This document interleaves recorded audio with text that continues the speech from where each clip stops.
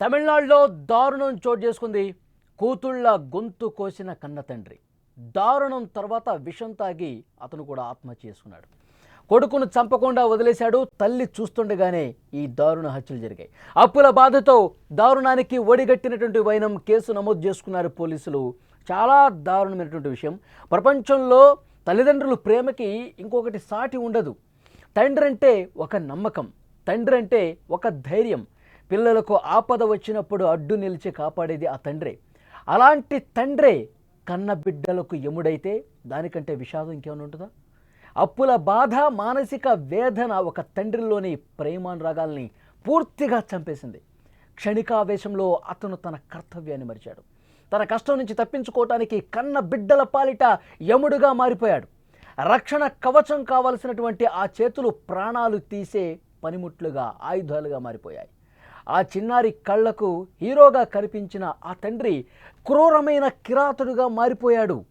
ప్రస్తుత అప్పుల బాధ తట్టుకోలేక భవిష్యత్తులో మరిన్ని అప్పులకు కారణమవుతారని నిద్రిస్తున్న ముగ్గురు ఆడపిల్లల్ని, జాగ్రత్తగా వినండి, ఇక్కడ నిద్రపోతున్నటువంటి ముగ్గురు ఆడపిల్లల్ని వేట కొడవలితో గొంతు కోసి చంపేశాడు ఆ తండ్రి.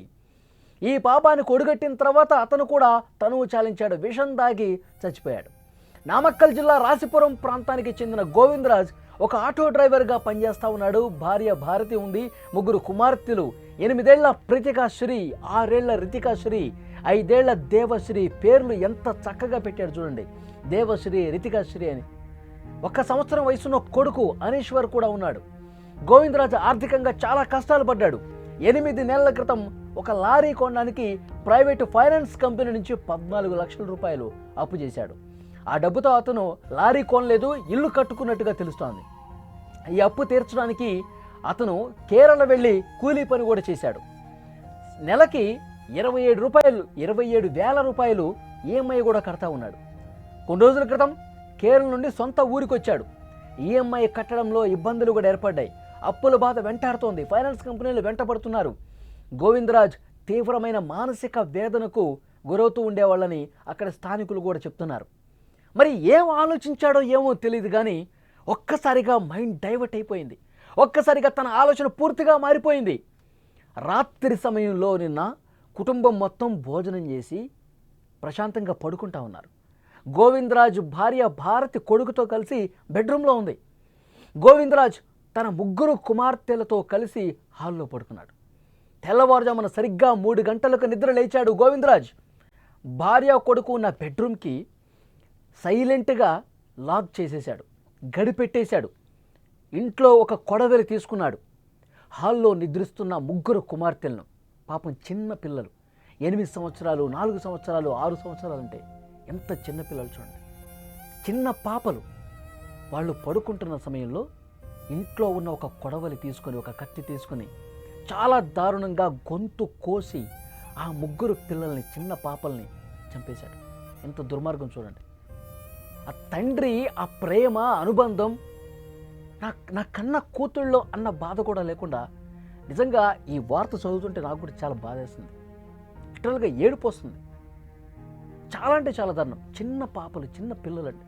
వాళ్ళు నిద్రపోతున్న వాళ్ళని అట్లా పడుకోనడగానే కత్తి తీసుకొని గొంతు మీద కోసి చంపటం అంటే ఇంతకంటే ఏమైనా దారుణం ఉంటుందా?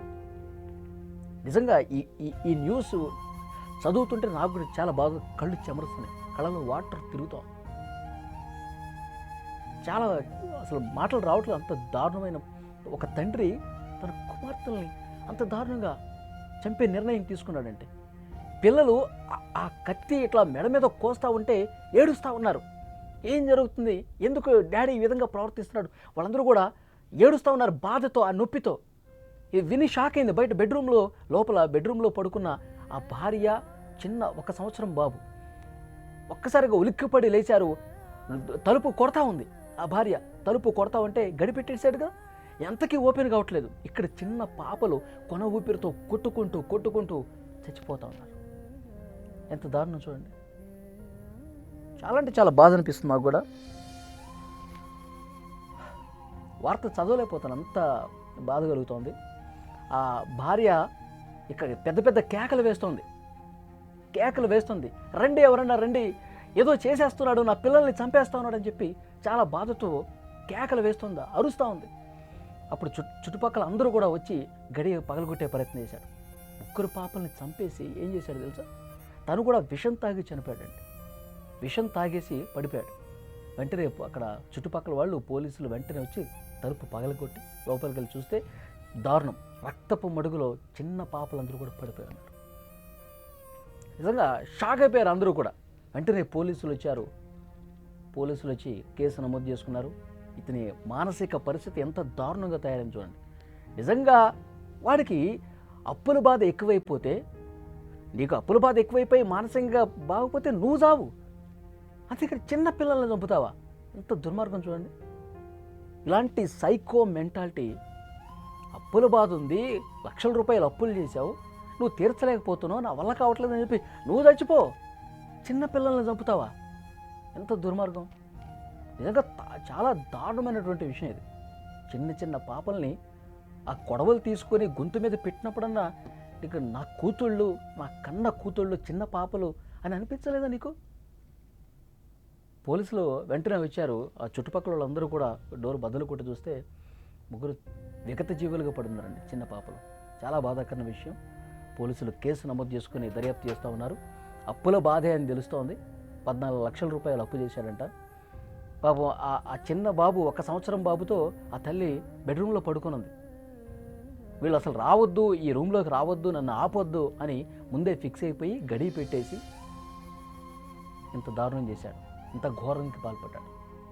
చాలా బాధాకరమైన విషయం. ఇలాంటి సైకో మెంటాలిటీ వదలని విధంగా అతను బతుకుంటే మాత్రం జీవితాంతం జైల్లో పడేయాల్సింది. కానీ విషం దాగి చచ్చిపోయాడు. చాలా బాధ కలుగుతుంది నాకైతే ఈ వార్త చదువుతుంటే. ఎందుకంటే ముగ్గురు చిన్న చిన్న పాపలు, వాళ్ళు ఏం చేశారండి? వాళ్ళు అసలు ఏం తెలుసు వాళ్ళకి? అసలు ఏం తెలుసు? అసలు ఇంకా సమాజం చూడలేదు, లోకం పోకడ తెలియదు వాళ్ళకి. ఆ చిన్న పాపలు, నా తండ్రే నన్ను ఇంత దారుణంగా గొంతు కోసి చంపేస్తాడని చెప్పి ఆ పాపలకి ఏమైనా తెలుసుదా? అమాయకులైనటువంటి ఆ చిన్నారుల్ని దారుణంగా గొంతు కోసి చంపేశాడంటే నిజంగా చాలా బాధ కలుగుతుంది. చాలా బాధాకరమైన విషయం. పోలీసులు కేసు నమోదు చేసుకుని దర్యాప్తు చేస్తూ ఉన్నారు.